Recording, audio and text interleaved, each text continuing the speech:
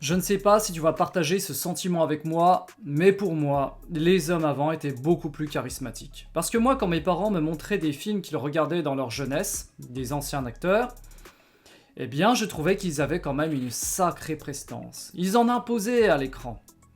Et maintenant, quand je regarde des films ou des séries, j'ai du mal à retrouver cet aspect. Il y en a quelques-uns qui se démarquent du lot, mais ils sont très rares. Et puis aussi, on a beaucoup de femmes et d'hommes qui, malheureusement, ont manqué d'un modèle masculin à la maison, d'une figure paternelle qui est forte. Alors, bien sûr, ton père pouvait être là avec toi physiquement, mais dans ses actions, dans son comportement, être ailleurs. Tu vois, moi par exemple, je regrette que mon père m'ait pas montré suffisamment de bricolage, alors qu'il bricolait très bien. Je regrette aussi qu'il m'ait pas accompagné dans des activités sportives, qu'on fasse plus de choses ensemble.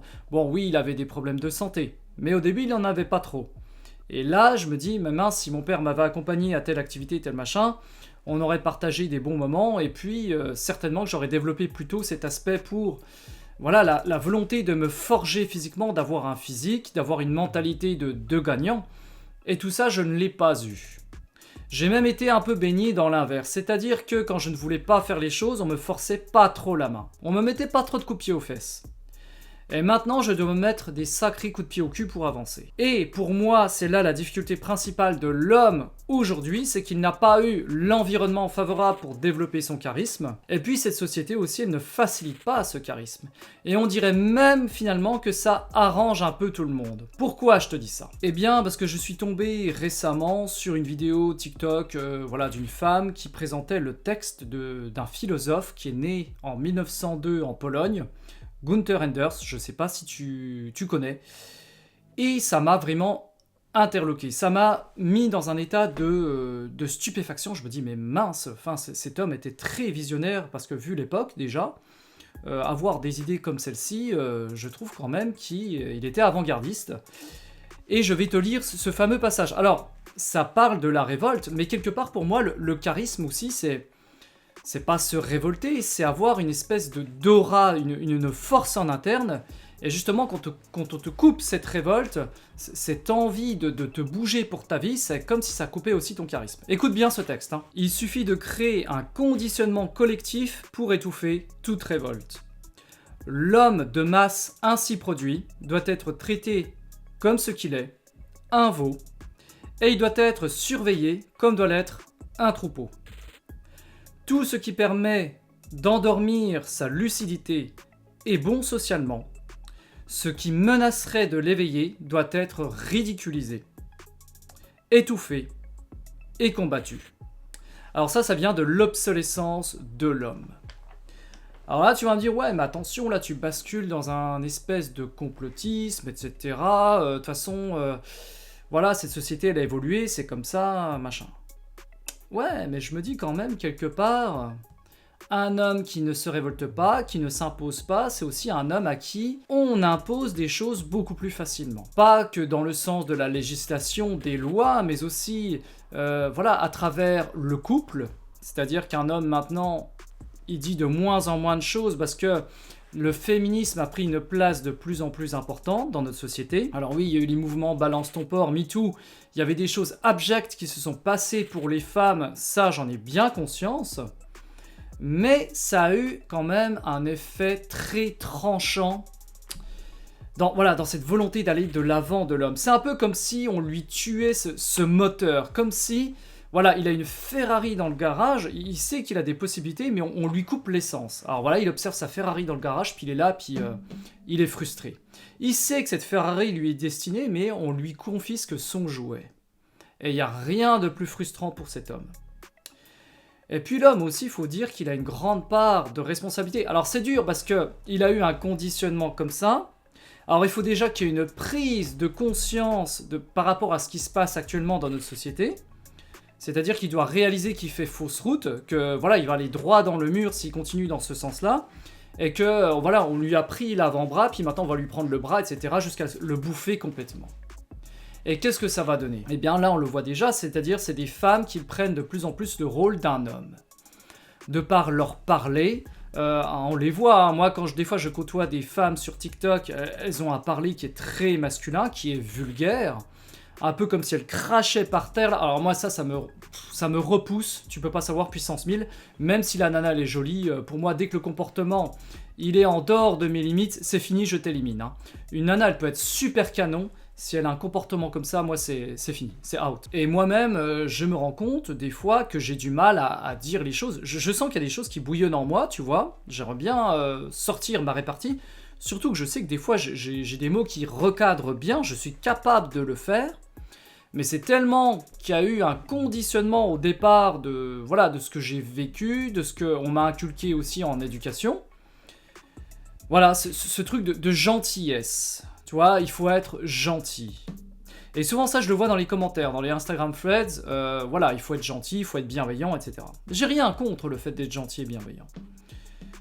Mais moi, je bascule quand même. J'aime pas utiliser le mot gentil, je préfère utiliser le mot juste, comme Thomas d'Assembourg dans son livre. Cessez d'être gentil, soyez juste. Et c'est ça qui va être difficile pour l'homme actuellement, c'est parce qu'il se rend compte, tu vois, il y a des hommes qui se réveillent, ils se rendent compte qu'ils ont été trop gentils, ils se sont fait bouffer, donc ils basculent de l'autre côté. C'est pour ça que les contenus red pill, révoltants, négatifs marchent autant. Traite-la comme une tana, pour pas dire le mot P-U-T, je vais pas aller plus loin. Détruit son ego, etc. Parce que ce sont des hommes justement qui ont été conditionnés dans une espèce de faiblesse au départ. Et puis qui cherchent des solutions mais très tranchantes pour justement mettre fin à cette situation qui leur est insupportable, de frustration, de colère. Et donc ils se disent mais c'est fini, maintenant je vais changer complètement. Alors la démarche elle est bonne de vouloir changer. Sauf qu'on bascule du blanc au noir. Et la difficulté pour l'homme actuellement, ça va être d'être, comme tu t'en doutes, en plein milieu. Voilà, savoir faire la part des choses. Ok, j'ai eu un conditionnement qui était comme ça, de la part de ma mère, de mon père, de mes cousins, de mes tantes, de ce que tu veux. C'est passé. Ça, on oublie, c'est fait, tu peux pas revenir dessus. Mais maintenant que tu en as conscience, maintenant que tu sais qu'il y a des mouvements là, red pill, qui vont t'amener certes vers autre chose, alors peut-être que tu auras gain de cause avec ce comportement, mais à quel prix ? Quelle image tu vas donner ? Et je pense que l'image est quelque chose de très important. Tu dois faire très attention à ton image, à ton parler, à ta tenue vestimentaire, et d'avoir un comportement adapté. Et là, va falloir jouer entre les pédales de frein et d'accélérateur. Tu vas devoir te dire, ok, je regarde tel type de contenu. Est-ce que je ne succombe pas à un émotionnel parce que ça me rappelle quelque chose de mon passé qui m'a tant révolté et moi j'ai vraiment une volonté de changement. Et ce mec-là, en plus, il parle bien. Voilà, il a le charisme que je souhaite. Alors fais très attention parce qu'il y a des gens effectivement qui présentent très bien, même sans avoir des preuves fondées, sans te sortir des statistiques détaillées, etc. Mais tellement ils présentent bien, tu vas succomber dans l'émotionnel. Et puis tu as des hommes malheureusement qui sont eux authentiques, sincères, mais qui ne le paraissent pas. Ils ne dégagent pas cette image, donc on va pas les écouter. Et tu sais très bien qu'on est dans une société de paraître. Voilà. Celui qui paraîtra le mieux, qui parlera le mieux, qui aura la bonne tenue vestimentaire, et bien tout de suite il va être écouté. Alors que celui qui est habillé en... Je sais pas moi, allez on va imaginer qu'un mec, il a toute la vérité, mais il est habillé en tenue d'ouvrier, avec un bleu de peinture, il a plein de taches de peinture, etc. Les mains sales, puis là il se met à parler devant la caméra. Alors il peut te sortir tous les arguments, tous les chiffres et tout, et faire un travail de recherche approfondi, mais comme tu le vois dans cet accoutrement, eh bien... tu ne vas pas le prendre au sérieux. Et là, la difficulté pour l'homme actuellement, donc, comme je te l'ai dit, c'est de se placer bien le curseur au milieu, d'avoir des arguments fondés, d'avoir une image adaptée. Donc, il faut non seulement être sincère, le paraître et travailler tout cela.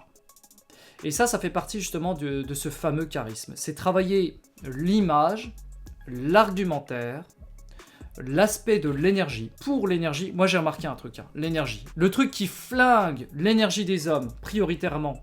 Bon, bien sûr, il y a l'aspect malbouffe. On sait très bien que la bouffe, maintenant, elle a moins de vitamines. Mais il y a aussi ce fameux PORNO. Ah oui, j'ai déjà fait des vidéos là-dessus, mais je vais y revenir. Parce que pour moi, c'est le point principal. Pourquoi est-ce que tu crois que c'est autant facile d'accès ? Est-ce que tu crois que c'est juste comme ça pour un aspect éducatif, etc. Ah non, certainement pas. T'as juste à cliquer sur « J'ai plus de 18 ans pour y avoir accès » et t'as toute une librairie, une bibliothèque. Pourquoi on ne le supprime pas ça? Pourquoi il y a toujours des catégories de plus en plus évoluées? Eh bien tout simplement parce que les hommes se laissent piéger de plus en plus, et ça te coupe ton essence vitale. Et pour moi, l'aspect SEXU, hein, ça c'est l'essence vitale de l'homme. Parce que si sans arrêt tu succombes à ce fameux plaisir, à chaque fois tu vas perdre cette fameuse énergie en interne. Tu auras moins l'envie de vouloir créer des choses, de vouloir produire des choses intéressantes dans ta vie. Parce que tu l'auras usé dans un espèce d'imaginaire qui te stimule, là, sans arrêt. Et puis plus tu y succombes, plus tu vas aller encore plus loin. Et, alors je sais qu'il y a quelque chose qui s'appelle la rétention séminale. Moi, j'ai déjà essayé pendant 1 mois et demi, 2 mois. J'ai vu, c'est vrai, un petit regain d'énergie. Alors par contre, ça, moi, tout le contenu-là, j'ai supprimé de plus en plus. Hein. Et ce contenu-là, il te massacre littéralement un homme. Et tout le monde le sait.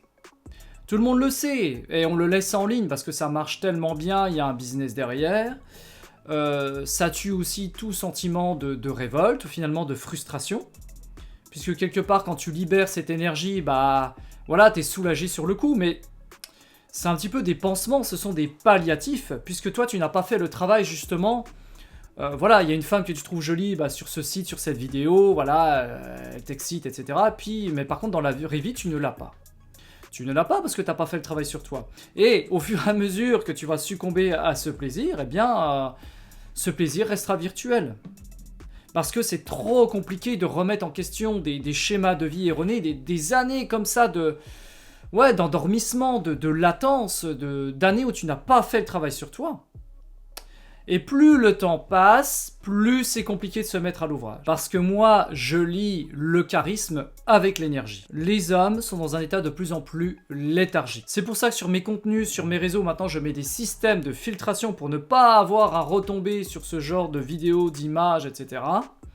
Parce que aussi, je suis dans une démarche où je veux conseiller les autres et je veux montrer justement les bonnes manières. Alors, qui serais-je pour donner des conseils si moi-même je succombais à ce genre de tentation? Là, moi maintenant, j'ai basculé dans un autre côté, donc j'ai intérêt à me surveiller, j'ai intérêt à faire très attention à mon aspect d'énergie. Donc c'est aussi par rapport à l'aspect alimentaire. Je sais qu'il y a des aliments qui ne me conviennent pas. Toi aussi, tu devrais faire attention à ton alimentation, parce que si tu manges un repas puis qu'après tu es HS ou que tu as froid, eh bien ce sont des choses non adaptées pour toi. Le charisme, bien sûr, ça passe par beaucoup parler, ça passe par prendre exemple sur un mentor, etc. Mais ces démarches seront vaines si toi, au fond de toi, tu te sens lessivé, fatigué. Pour faire ces choses au quotidien, ces changements, tu as besoin de beaucoup d'énergie. Et pour moi, l'énergie, c'est le nouvel Eldorado. Tu as ton temps et tu as ton énergie que tu dois prendre ça très au sérieux. C'est une épargne à chérir. Et le temps et l'énergie, ça se dilapide très rapidement. C'est un peu comme un compte bancaire sur lequel tu vas mettre une épargne au fur et à mesure des années, puis ça va te rapporter des taux d'intérêt. Eh bien là, c'est pareil. Et souvent, quand tu ressens cet afflux d'énergie, tu as envie de le dilapider dans des choses, dans des conneries. Non! Capitalise! Parce que si tu sens que l'énergie revient, si ça remonte, si tu as toujours été dans un état lessivé, et que tu sens cette énergie en interne qui remonte, c'est très bon signe, continue, mais surtout, ne le gâche pas. Utilise-le justement pour renflouer, avoir encore plus d'intérêt, et plus tu vas prendre ce chemin de progression, plus tu vas faire des choses intéressantes dans ta vie, et plus justement ton charisme va se développer. Alors, je ne te cache pas que ces changements vont prendre du temps et que ça va être compliqué. Parce que tu as de vieilles habitudes à démonter, tu as encore certainement un entourage qui est lié à ton ancien toi, qui te maintient un petit peu dans ce carcan de faiblesse. Hein. Je suis désolé de le dire, mais oui, bien souvent, l'entourage te maintient dans un environnement de faiblesse. Il y a peu d'hommes qui prennent conscience, justement, qu'il faille changer. Ils se complaisent dans ce confort. Mais si tu veux vraiment changer de vie, ça va passer par là. T'as pas le choix. Il va falloir que tu mettes au placard plein de vieilles habitudes toxiques. Donc, tout ce qui est plaisir à court terme, ça dégage. Tu ne vises maintenant que long terme. Tu imagines la personne que tu souhaites devenir. C'est-à-dire une personne qui s'habille bien, qui parle bien, qui est énergique, qui n'a pas de souci pour trouver du travail ou créer son propre business si c'est ça qui te branche, qui veut conseiller, qui veut coacher, pourquoi pas, je ne sais pas. Mais je peux t'assurer que si ce travail est fait sérieusement, régulièrement, tu vas te dire, mais j'étais pas du tout dans ma vie, dans quoi je me suis mis? Ah, mais moi qui voyais la vie toujours de manière pessimiste, sans espoir, eh bien finalement il y a quelque chose qui se dessine à l'horizon. Alors on va te tendre très régulièrement des pièges, hein, que ce soit ton entourage, que ce soit justement cette société, avec du contenu que tu vas voir sur ton ordinateur, ou bien de vieux comportements ancrés depuis des années. Tout ça, ce seront des tests. Ce seront des tests qui détermineront si oui ou non tu peux devenir une personne charismatique. Et pour devenir une personne charismatique, comme je te l'ai dit, aspect priorité sur ton énergie, sur ta tenue vestimentaire, ton parler. Mais je suis sûr, parce que je parle d'expérience, que si l'aspect énergétique remonte, si tu sens ce feu en interne dès le matin, si quand tu te regardes dans le miroir, tu vois un petit sentiment que tu n'avais plus, cette pupille là qui est, voilà, objectif laser, je suis sûr que tu vas y parvenir. Ça va se sentir, ça va se dégager. Voilà ce que je peux te dire sur le charisme. Je parle d'une expérience personnelle. Pour moi, c'est mon aspect énergétique qui était trop bas, qui a nui à mon charisme. Et ce sont de vieux comportements erronés qui m'ont conduit justement à une vie en dehors de mes clous. Et maintenant, je me mets de sérieux coups de boost pour sortir de cette situation. Et tu le découvriras au fur et à mesure de mes vidéos. Tu peux déjà faire un comparatif avec mes premières vidéos. Tu verras le changement. Donc, j'ai une démarche sincère. Mais à toi de faire le tri de ce que tu juges sincère ou non.